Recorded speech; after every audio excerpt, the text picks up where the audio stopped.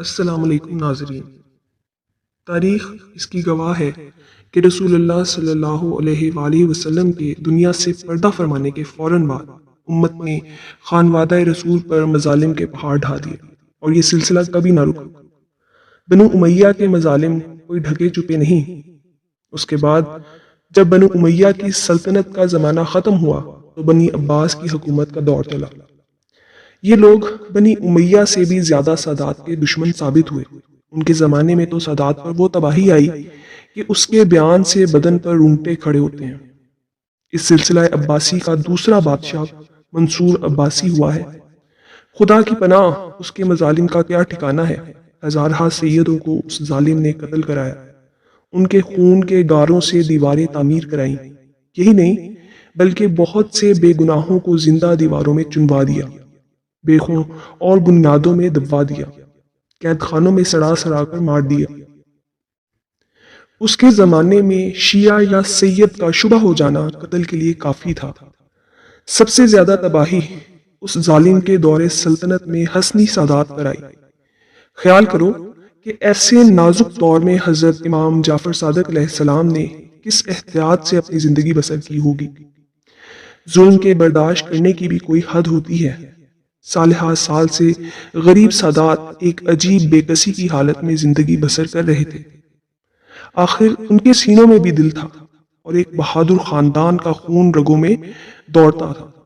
امام حسن علیہ السلام کی اولاد میں ان کے پوتے جناب عبداللہ محض ایک بڑے نیک دل اور جوشیلے سید تھے۔ انہوں نے چاہا کہ سادات کو عباسیوں کے مظالم سے کسی طرح چھڑائیں۔ امام جعفر صادق علیہ السلام نے ان کو اس ارادے سے روکنا چاہا، مگر ان کا جوش کم نہ ہوا اور لوگوں کو منصور کے خلاف ابھارنے لگے۔ ان کے دو بیٹے تھے، ایک کا نام محمد نفس زکیہ اور دوسرے کا ابراہیم تھا۔ ان دونوں نے اس کوشش میں پورا حصہ لیا۔ منصور کو جب ان کے ارادوں کا حال معلوم ہوا تو اس نے سادات حسنی کی گرفتاری کے لیے ایک فوج بھیجی۔ تقریباً 70-75 آدمی، جن میں کم سن بچے، نوجوان اور بوڑھے سب شامل تھے، گرفتار کر لیے گئے۔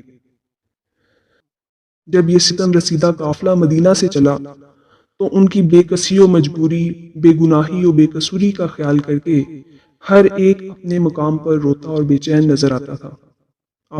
وہ صاحبان فضل و کمال جو صورت و سیرت میں بے مثل و بے نظیر تھے، جن کا ایک ایک جوان ہمت و دلیری میں تمام عرب میں مشہور تھا، گلے میں توق پہنے اور ہاتھوں میں دوہری زنجیریں ڈالے، شرم و حجاب سے گردنیں نیچے کیے، لاغر اونٹوں کی ننگی پیٹھوں پر بیٹھے ہوئے مدینہ رسول سے نکل رہے تھے۔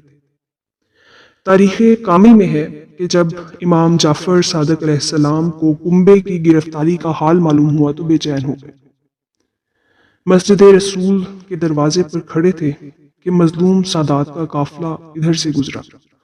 امام علیہ السلام نے جب یہ حال دیکھا کہ کسی کے پیر میں زنجیر ہے، کسی کے گلے میں توق، کسی کی مشقیں کسی ہیں، کسی کے پیر اونٹ کے پیٹ سے بندھے ہوئے ہیں، تو آپ زار زار رونے لگے اور فرمایا، خدا کی قسم، آج کے بعد سے حرمت حرم خدا اور رسول محفوظ نہ رہے گی۔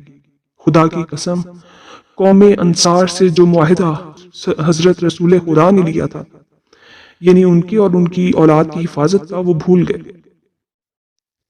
خداوند تو انصار سے سخت مواخذہ کرنا۔ حضرت کی پریشانی کا اس وقت یہ عالم تھا کہ ردائے مبارک دوش اقدس سے گر گئی تھی۔ اس واقعے کا آپ پر اتنا گہرا اثر پڑا کہ آپ اسی روز سے بیمار پڑ گئے اور تقریباً 20 روز تب کی وہ شدید تکلیف اٹھائی کہ جان کے لالے پڑ گئے۔ حضرت نے چاہا کہ اپنے چچا حضرت عبداللہ محض تک جائیں اور تسلی و دلاسا دیں، مگر ایک سنگ دل نے وہاں تک جانے نہ دیا۔ محمد نفس زکیہ اور ابراہیم پسران حضرت عبداللہ محض اس زمانے میں روپوش ہو گئے تھے اور صحرائی عربوں کا بھیس بدل کر رہنے لگے تھے۔ چنانچہ اسی بھیس میں وہ چھپ کر ایک منزل پر جناب عبداللہ محض سے ملے۔ انہوں نے بیٹوں سے کہا کہ اس ذلت کی زندگی سے عزت کی موت بہتر ہے۔ منصور اس زمانے میں کوفہ میں تھا، قیدی اس کے سامنے پیش ہوئے۔ اس نے سب کو قید سخت کا حکم دیا، جہاں نہ روشنی کا گزر تھا اور نہ تازہ ہوا کا۔ چند روز بعد ہی یہ لوگ مرنے لگے۔ قیامت یہ آئی کہ ان کے مردوں کو بھی قید خانے سے باہر نہ نکالا گیا، وہی مرتے اور سڑتے رہے۔ اس سے وہاں کی ہوا اور زیادہ گندی ہو گئی اور ایک ایسی وبا پھیلی کہ ہر روز 2-4 مرنے لگے۔ حقیقت یہ ہے کہ سادات کشی میں بنی عباس کے مظالم بنی امیہ سے بھی کہیں زیادہ بڑھ گئے تھے۔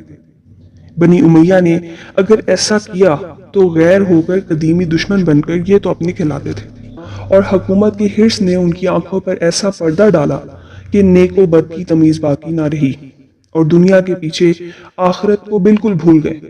بہرحال غریب سادات نے اس قید خانے میں بڑی عبرتناک حالت میں زندگی بسر کی، لیکن اس حالت میں بھی خدا کی یاد سے غافل نہ رہے۔ شب و روز تلاوت کلام پاک سے کام رہتا تھا۔ قید خانے کی تاریکی میں دن کے اوقات کا چونکہ پتہ نہ چلتا تھا، اس لیے اپنی تلاوت کو 5 حصوں میں تقسیم کر دیا تھا اور انہی سے اوقات نماز کا پتہ لگاتے تھے۔ کئی وقت فاقے سے گزر جاتے تھے اور کوئی پرسان حال نہ تھا، بلکہ کھانے کا کیا ذکر، پانی بھی بقدر ضرورت نہ ملتا تھا۔ اب ادھر کا حال سنو۔ محمد نفس زکیہ نے بہت جلد ایک فوج فراہم کر کے منصور پر چڑھائی کی اور مدینہ پر قبضہ کر لیا، مگر چند ہی روز بعد منصور کی فوجوں نے پھر آ گھیرا۔ محمد ان کے مقابلے کی تاب نہ لا سکے، آخر شہید ہو گئے۔ ان کا سر کاٹ کر منصور کے پاس بھیج دیا گیا۔ اس ظالم نے اس سر کو ایک خوان میں رکھ کر قید خانے میں ان کے بوڑھے باپ عبداللہ محض کے پاس بھجوا دیا۔ جناب عبداللہ اس وقت نماز پڑھ رہے تھے کہ سر مصلی کے پاس رکھا گیا۔ نماز سے فارغ ہو کر جو دیکھا تو جوان بیٹے کا سر رکھا ہوا ہے۔ بے ساختہ ایک آہ سینے سے نکلی، سر کو چھاتی سے لگا لیا اور کہنے لگے، بیٹا شاباش، تم بے شک انہی وعدہ وفا کرنے والوں میں سے ہو جن کی تعریف خدا نے قرآن میں کی ہے۔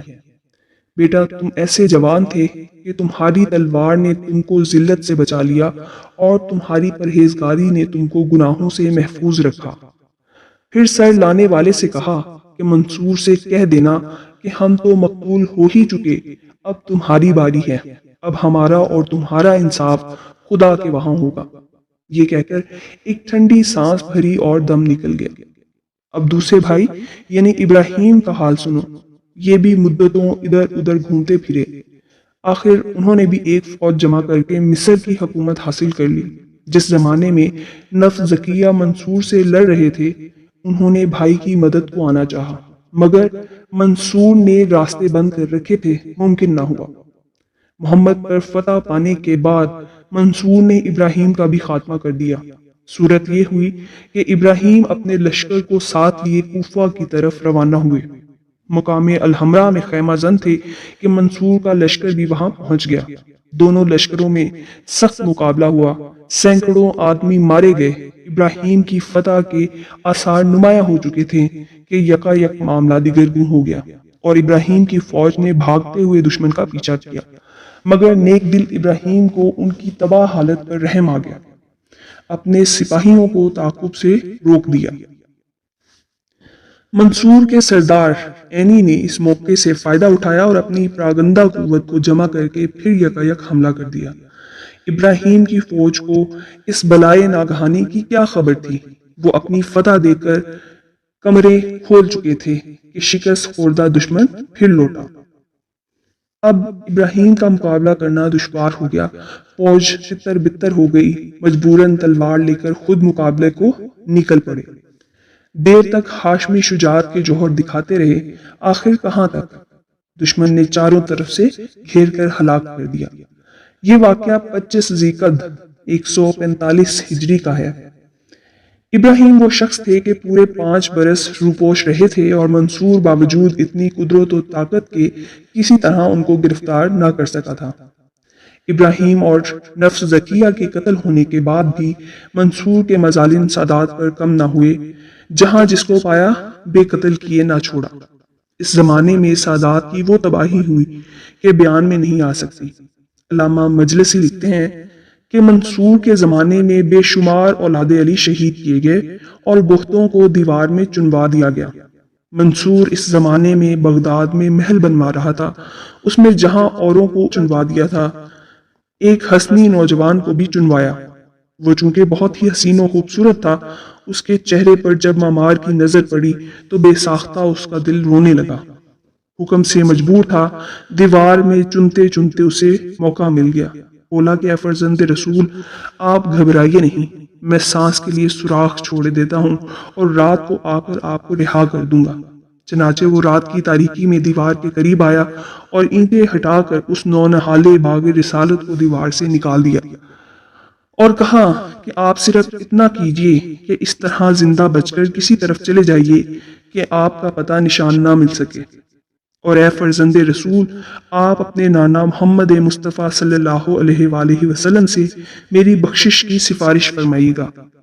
انہوں نے شکریہ ادا کیا اور کہا، اے شیخ، اگر تجھ سے ہو سکے تو میری زلفوں کو تراش لے اور کسی رات کو میری دکھیا ماں کے پاس فلاں محلے میں جا کر انہیں میری زلفیں دے کر کہہ دے کہ میں زندہ ہوں اور عنقریب ملوں گا۔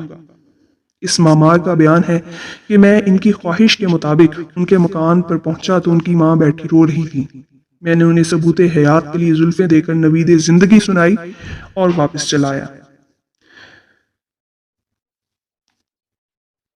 تواریخ میں ہے کہ جناب نفس زکیہ کے شہید ہونے کے بعد سے جہاں مظالم کا پورا زور پیدا ہو گیا تھا، وہاں امام جعفر صادق علیہ السلام بھی محفوظ نہیں رہ سکے۔